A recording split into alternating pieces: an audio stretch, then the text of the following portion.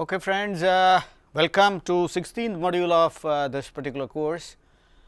In this particular module, we are going to look at something called function templates. A function template is a type of a template, which is something unique about C++. It's kind of, now you know that C++ is designed, actually one of the critical component of the design requirement of C++ language is providing reusability. Reusability is provided in many ways. One of them is to use templates, and we will be talking about that in this particular module and the next module. That is known as object based model. See, there are languages which provide something called object oriented programming. C++ also provides object oriented programming, and we will be talking about them as well. But object based programming is not object oriented programming. It uses classes and objects, but does not use something called inheritance. And how it provides solutions to problems and reusability is the concern of these two modules. Okay. So, what we are going to discuss is object based methods for providing template based solutions to programs and problems of real world. Object oriented method is the other method, which is more flexible, but it requires a lot of overhead. Remember, C++ is designed for efficiency. One of the critical goals of C++ language is efficiency. So, everything that C++ tries to do that thing at compile time. So, when the program is running, it should not incur into any overhead. Object oriented methods of programming actually demand a lot of additional overhead at runtime. So, C++ tries to find solutions which does not demand that. So, object based solution is one of them. Object oriented is also provided, as I said, but will require little overhead at runtime. So, the programs which can sustain that overhead can use object oriented methods, but programs which cannot should opt for object based solutions. And template is a common method for reusability, and there are two different types of templates. Okay. But one is to provide a function without type and a class without type. So, two different types of templates. It is basically typeless way of coding. You just write a class or write a function without specifying the type or specifying the type in a generic sense. So, whenever a user wants to use that function or class with a specific type, that specific type is specified, and that a specific type class or specific type function is generated and used in the program. Okay. So, it is basically the code, when you code it is typeless. So, what we are supposed to do is to you provide a generic type and define a generic type and use that generic type in the program. They are replaced by actual types later. They are better than overloading. Please understand, we have already seen something called overloading earlier. Overloading is redefining the same function. Okay. So, you have a function with different arguments, different set of arguments, and doing something different, but the name is same, and we have seen what the advantage of that as well. But in this is a typical case where there are two functions, but then both functions have identical code, the argument is different. For example, you write a program called sum, which takes two integers and then to take two employees, and now you would like to add them. So, obviously, the arguments are different, the code is different. Okay, so that is a very good case of overloading, but then there are cases where, for example, bubble sort. If I want to bubble sort integers, I have a code. If I want to sort float values, the code will be the same except the type. So, for such cases templates are very good candidates. Okay. Because the code is same. Why it is so? Okay, I just give you reason for it. Suppose if you write a bubble sort program for integer and you also write a bubble sort program for float, and they work fine for a while, and later on you realize that there is something wrong somewhere. Now, it is quite possible that you modify one part in int bubble sort, but you forget to do it in the float bubble sort. You won't notice this. This is a typical problem of maintenance. When the program gets older, people who have written the program go out of the organization, new people join, they have no idea how the programs were written, and when they are told to repair, they repair one part of it. They do not really know sometimes that there is some other part with some other type. So, this is something which is a serious problem, okay, and that will introduce inconsistency and serious bugs into the system. So, it is always better to have a single code compared to having multiple codes. So, template provides a single code. Okay. So, that is better. Okay. As I said, template is basically single code, multiple types kind of a paradigm which is being implemented. But then when you use templates, it is going to give us some advantage. I was talking about that bubble sort program. If you are using a bubble sort program, what you can do is, suppose if I want two different type of bubble sorts, one sorts the integers, the other sorts the float, and I have told you that keeping two different types of codes does not make much of a sense.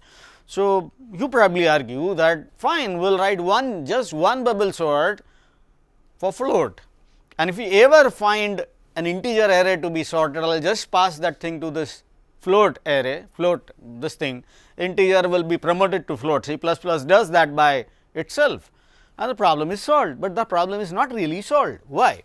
Okay. The problem is that I have integer data 1, 5, 7, 21 and so on, and I want this to be sorted out. So, this is actually converted to a float. So, it is 1.0, 5.0, 7.0 and all that, and then it is sorted. Now, this is not an easy process, because this conversion takes time, one. Second, after this conversion, the sorting also takes time, because float occupies more memory and it slowly processes compared to integer. So, this is not a good thing. What if I have out of 100, there are 99 cases of integer value passing to this function, and only once in 100 I will have float values passing to this function. This is a very, very bad solution, because it is very, very inefficient in terms of time. So, looking at that, we can clearly conclude that is not, this promotion based system does not really work. Integer to float reduces performance and increases memory usage, because float takes more memory. Consider cases where the arrays to be sorted are contain millions of values, you can understand the significance of this. Okay. And most not good when the most data is int. Overloaded function in this particular case is a better idea. Okay. So, you have two different functions, one for int and the other for float. So, whenever you want float bubble sort, that typical function is invoked, otherwise it is you will call int function. Okay. So, that is the issue. Okay. But then we have seen that having two different functions is not going to be a great thing for an administrator. Template is the way of doing so. You can write a program bubble sort without specifying the type, and then if it is float, it will generate an automatic float bubble sort. If you ask for int, it will generate an int bubble sort. If you provide an employee, this thing will generate an employee bubble sort. It will sort the employee based on something that you want, and so on. So, there is a very generic way of writing it, and we will soon see how that is possible. And as I said, there are two different ways of doing it. Writing a function is one, writing defining a class is the other one. We will be talking about function templates in this module, and we will be talking about class templates in the next. Okay. Let us begin with a very simple normal bubble sort. We will begin with this bubble sort, and I am not going to talk about the logic of bubble sort. You can see that I am using an int. Okay, folks, let us look at normal bubble sort code. The normal bubble sort code, I won't be talking about the real logic, you know all that. So, it is basically for int, and this is our array. My convention is quite straightforward. T indicates a temporary array, I indicates an integer, array is array. Okay. So, that is how I name my variables. So, that is the way of doing it. You may name your variables the way you like, but it has to be understandable, that is the only point. So, this is the logic for doing it. Now, let us move on to the function template. Now, you can see that the same thing now changes a bit. Instead of bubble sort that I used to write, I have G bubble sort, another function. Instead of int, I have type. Now, this, what is this type? There is no such type provided by C++. We are providing it ourselves, writing this thing here. We say that template type is a type name. We are stating so that type is a generic type. Now, please understand, type is not type, is name of type. Okay. So, when we execute the program, when we run the program letter, that specific type encountered is generated, a new class from it is generated. Okay. So, but that decision is made at compile time. How it is done, we will soon see. Okay.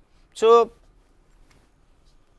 here is the program, calling the bubble sort program. You can see that this is an array that I have defined. This is an array that I have defined. This is an integer array. This is the other integer array.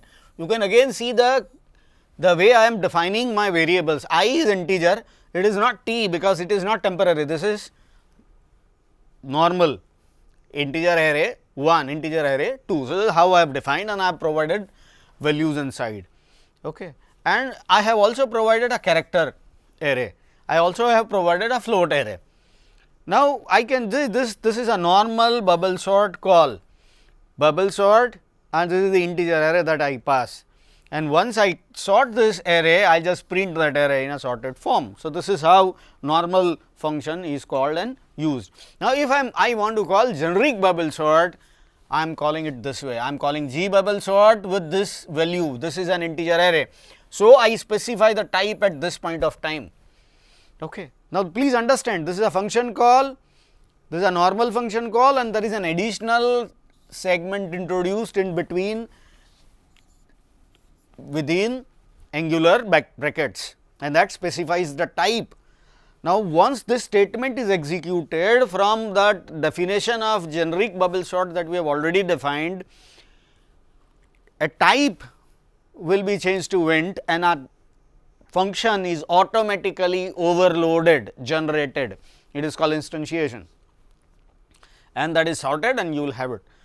Another, I will just call this bubble sort for a character array, and I specify the type as character, and I have specified the type as character. A new class altogether is overloaded from that generic bubble sort, okay, and provided. Okay. So, that bubble sort function sorts this character array in this particular statement. Once that is done, we display those values. Okay. An interesting case is the third case. I just call this generic bubble sort without having this introduction, this middle section between angular brackets. When I do not have that, C++ is smart enough to decide the type on its own. It is called argument deduction. Okay. This is a float array. Because it is defined as a float array, it understands that a float generic bubble sort function is to be instantiated, created anew from that generic type. We will do so and continue. Okay. That is called automatic deduction or automatic argument deduction, and then we will just display those things. Okay. You can see that the difference between normal call is bubble sort and integer array, generic call is generic call, array, and this additional section. Okay. It is called declaration section between two angular brackets. Whenever a generic call is encountered, okay, generic call, we have seen two examples of them in the previous case. These two cases, okay. The first generic case is this, second case is this, and even third case is this. Okay. They are, whenever these calls are made, the actual function is instantiated at that point of time. Please understand the meaning of word template. When we define generic bubble sort, what we are doing is we are just say that the function should look like this, is kind of a sketch. There is no real function. When we do this, there is a real function generated or overloaded from the definition. From here also, which is generated and overloaded. So, we call it instantiation. Okay. So, So, instantiation of a new function based on a type specified is done, and when the call is made, the first call is made. The subsequent calls, the function is already instantiated, you do not need to do it. The subsequent calls are very similar to normal function calls.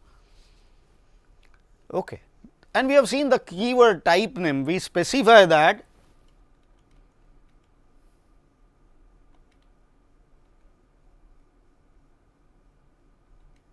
so, when we do this, I said that this type name type indicates that type is a generic type. Instead of type name type, I could have written class type. Rather, the old C++, we could only write class and not type name, but you can understand why we stress on using type name, because it is self evident. It says that type is basically a type name. Class word, we know that C++ carries a lot of, it's a very important meaning. So, we would not like to waste our this thing. So, people are confused, we do not want. So, type name is always better. But anyway, the type is basically a placeholder. Type is not a real type, it is just a placeholder. Whenever we call that function with a specific type, it is replaced by that type. It is very similar to dummy arguments of functions. Can be used like any other type in the program actually, because we could write something like this. Type T generic equal to T general array. Okay. So, here when we use normal bubble sort, we use int, here we use type. Point is, I can use type like any other type in the code itself. Argument deduction is something that I mentioned. I have not specified the type, but still it deduces the type. C++ is very good at doing it, and why C++ does so and why it is important for us to know is that if C++ can deduce argument on its own, is always better than we doing it ourselves. First, it simplifies the call, and it looks very similar to, like G bubble sort FA1 looks very similar to a normal function call. If you are a programmer who has provided a library, you provide this function, the user will use it without really worrying about whether it is a template function or not, and whether should I specify the type or not. It simplifies the life of the user of your library. So, that is the first thing. And the second important or very critical point is, the program gets modified over a period of time. I have told you, and people do change over a period of time who maintain the program that you have in your organization. You can't stop that. What you want is, let things change, but my program should not, and this argument deduction is one great way of doing it, or making sure that it happens that way. And you call this function, and right now the program works on int. Later on, this particular array contains float or something else, or long or something else. You do not need to bother actually, because whenever you recompile that program on a new machine on a different place, it automatically deduces the type and constructs that function on its own. You do not need to bother about. If the program gets modified, this when it is recompiled will automatically change accordingly. You do not need to bother, you do not need to worry about that part. So, that is great. But then there is something we must be cautious about. When we use templates, function templates, that the type is not normal type, is little different. So, C++ conventional promotion schemes do not really apply to them. For example, if you write a function, invoke a function, define a function for int, and if you call that thing with long, will not work. Okay. Let me show you a case. Just assume that this is the code available to us. We define type type as a type, and we want to compare two type T1 and T2. Unfortunately, I is int, the u is unsigned, and I want to call compare with I and u. We call compare with one which is int, other is unsigned. In fact, because it is type typ is a single type for both arguments, it should be either call with int or unsigned. As per laws of C++ promotion, integer will always be promoted to unsigned. So, if you call something like this, a normal function will always call with unsigned values, it is that simple, if both arguments are to be the same.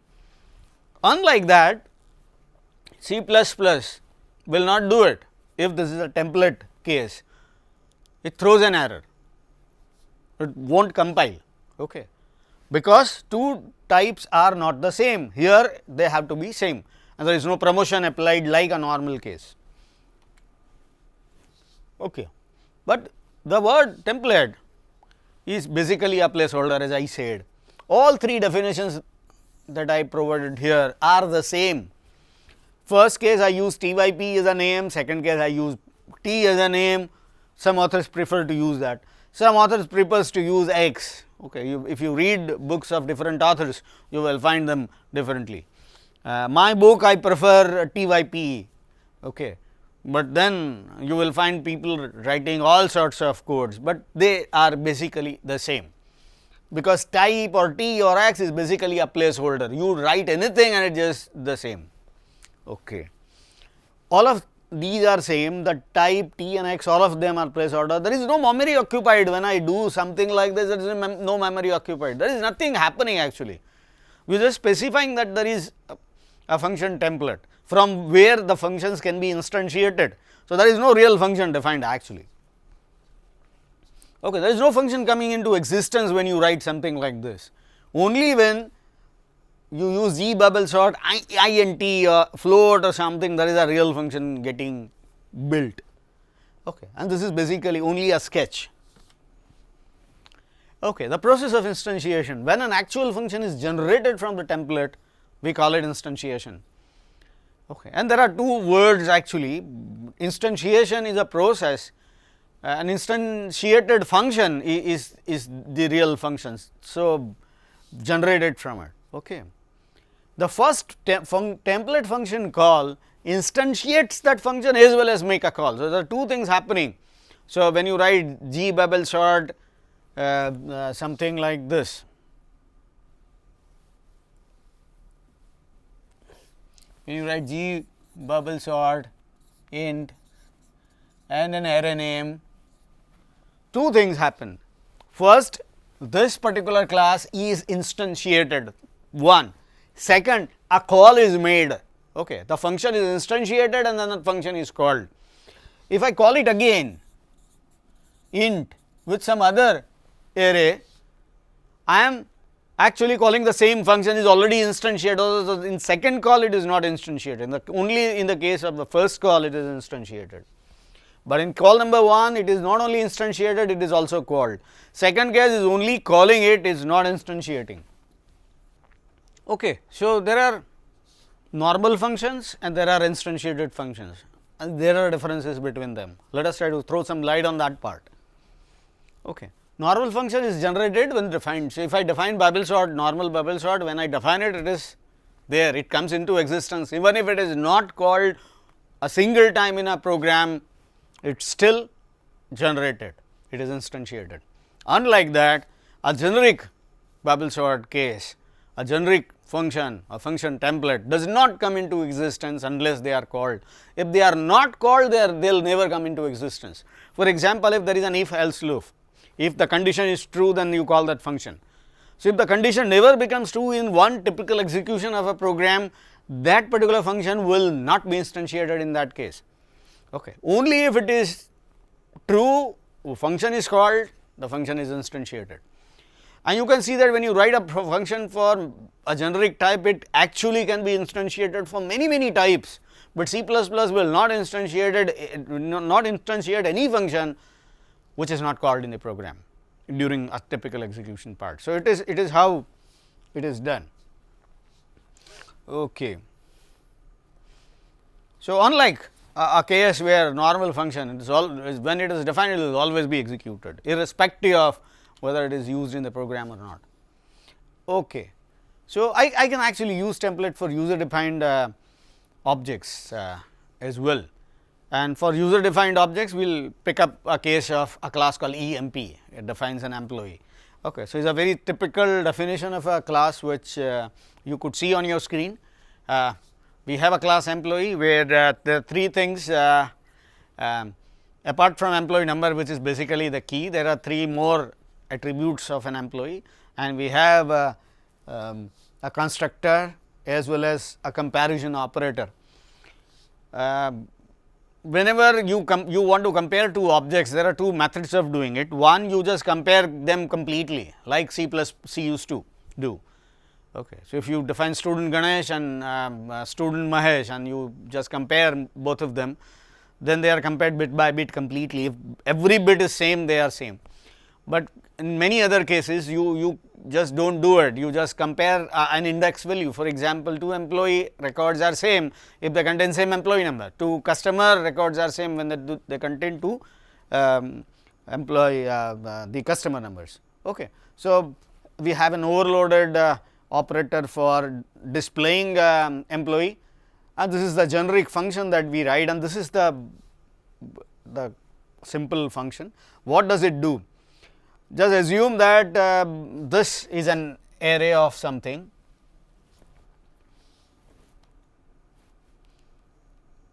Okay, this is an array of a specific type, and again a search item of that specific type.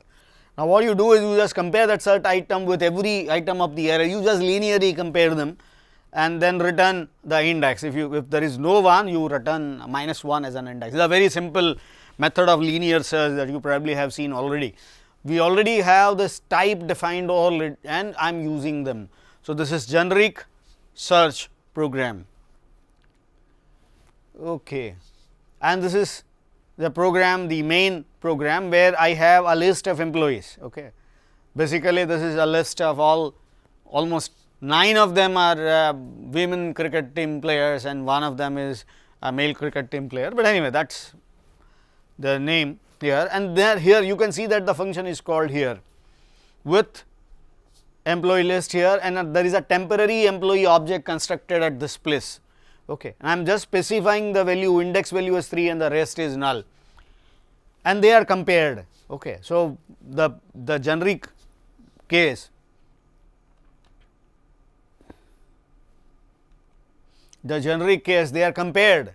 Okay. This item and this, they are compared, and the index is returned. Basically, the index is 3. So, it will return the index which is 3. Okay. And then we will just display that employee. There are two important requirements in such a case. The first requirement is that for comparison there has to be double equal to operator which is overloaded, but sometimes you also have greater than or equal to and all that. And I have already told you there are two ways of comparing two objects. You can compare two objects using C-like comparison, comparing object completely and as well as the index value. Here we use that index value which is more prevalent in database like programs, normal real world programs use that. Okay. It is also possible to have multiple types in template. Here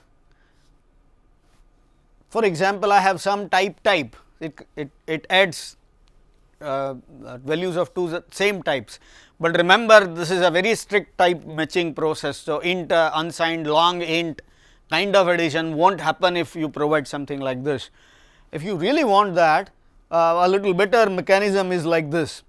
You just define 3 different types T1, T2 and T3, and you just say that sum gets T1 and T2 as 2 different types and returns the third type T3. Okay. Specialization is the final thing that we are going to look at in this module. A specialization is a specific type of function, a specific type of function for a specific type. Okay friends, we have seen that a function template once you write for any type it just creates the same code, but once in a while you have a different requirement. For example, you have the code written for everything works the same, but then you just want to write a specific thing for a specific type, you would like to do it a little differently. For example, you are adding two things using sum, but when you are adding 2 pointers, you do not want to actually add 2 pointers, you would like to add the content of these 2 pointers. So, you would like to do something differently for a specific set of types, like pointers to things, or specific type for example, for integers or something. What you need to do is to write a special function for it. It is called specialization. Once you write specialization, is also a template, is type of a template, but only execute a different code for that different type.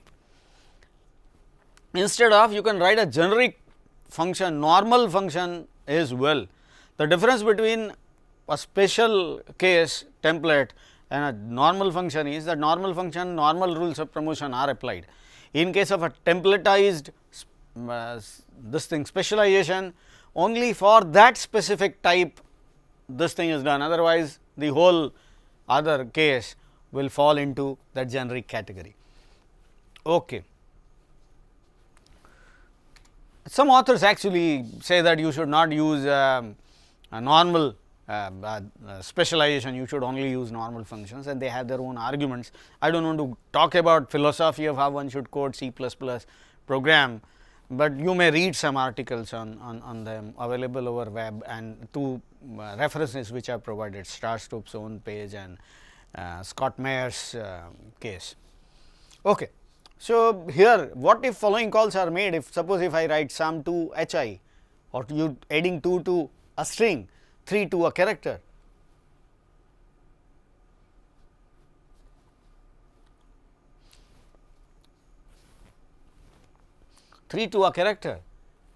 Anjay to Hind, a string to string. In fact, specialization can solve this problem. Sum adds 2 things, normally integers, but you are specifying other arguments, you like to do a special thing, you do not want to add, you like to do something different.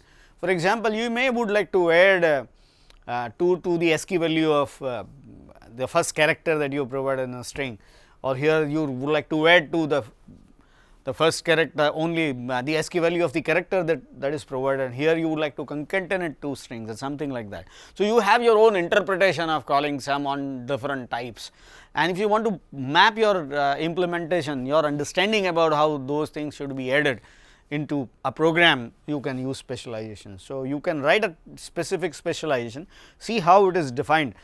For 2 strings, I just specialization begins with template with empty angular braces, and then you say sum this and the logic for it. Okay.